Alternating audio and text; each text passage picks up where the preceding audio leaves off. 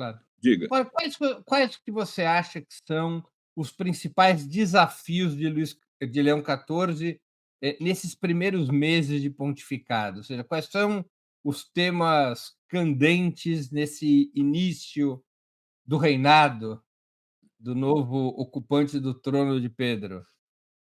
Olha, eu acho que são 3 ou É 4 temas. engraçado aqui um judeu ateu fazer essa entrevista, mas eu vou estudando um pouco para fazer as perguntas. É, exatamente. Eu acho que ele vai ter que se deparar primeiro com a questão do belicismo. Isso aí do fato dos países da Europa Ocidental terem desembolsado 800 bilhões de dólares para gastar em armas, quando não dão nem um quinto disso para o combate à fome no mundo, isso é grave.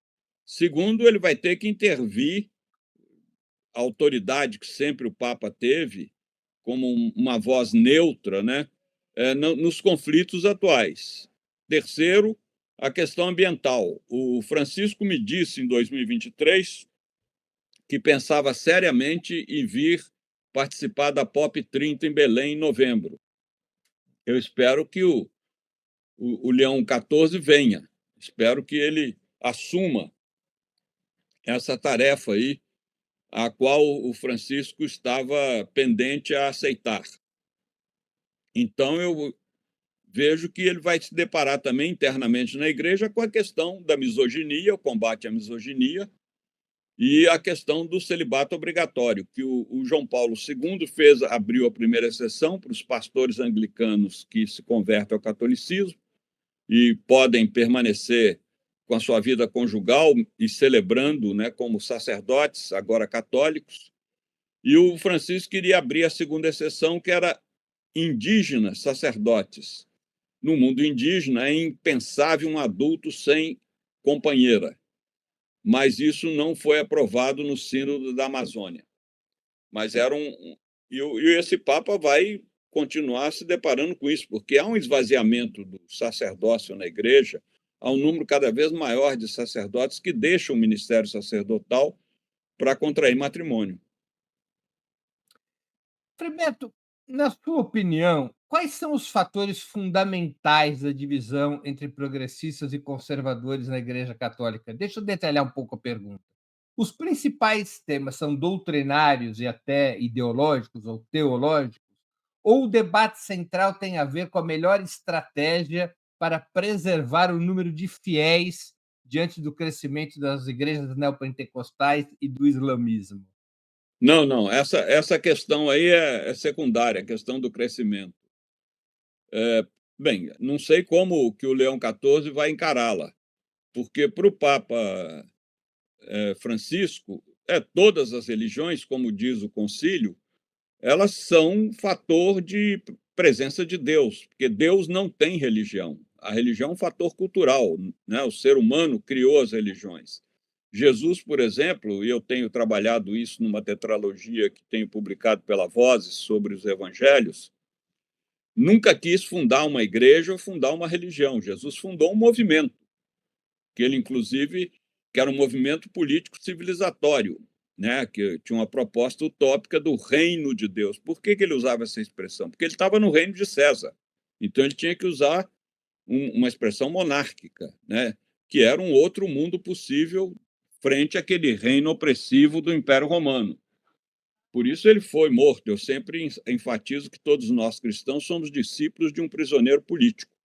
Jesus não morreu nem de hepatite, nem de desastre de camelo numa esquina de Jerusalém, né? Como vários companheiros nossos, foi preso, torturado, julgado por dois poderes, o judaico e o romano, e condenado à pena de morte romana, porque na época os judeus estavam proibidos de aplicar a pena de morte deles, que é o apedrejamento. Então, Jesus era uma militância política muito forte, a de Jesus. Então, eu creio que é muito importante a igreja prosseguir na mensagem evangélica com esse compromisso com a redução da desigualdade social, a preservação ambiental, etc. A questão do número de católicos, a meu ver, é uma questão secundária, mas há quem se preocupe com isso, há quem tenha esse espírito competitivo. Qual é a religião que tem mais adeptos? E aí tem um problema sério, que não me agradou no primeiro sermão que o Papa Leão XIV fez na Capela Sistina ao celebrar aquela missa no dia seguinte à sua eleição para os cardeais, quando ele enfatizou a questão do ateísmo, como se o ateísmo fosse um fator importante, dizendo que os ateus não têm sentido na vida. Bem, eu conheço vários ateus, a começar de você, Breno, que são muito mais assumidores dos valores do evangelho, que não são valores extras, são valores humanos que Jesus sacralizou, né, do que cristãos. E tenho lembrado a amigos e amigas isso. Os males do mundo, nos últimos 2 séculos, foram cometidos por pessoas que eram adeptas de religiões.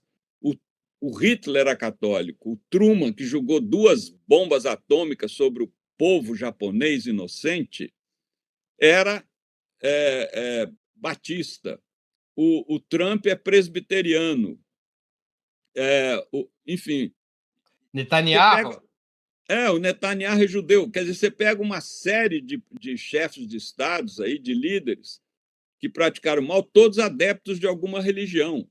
E eu conheci ateus como você, como Luiz Carlos Prestes, como Marighella, como Apolônio de Carvalho, que você conheceu também, que eram de uma santidade de vida, uma coisa impressionante.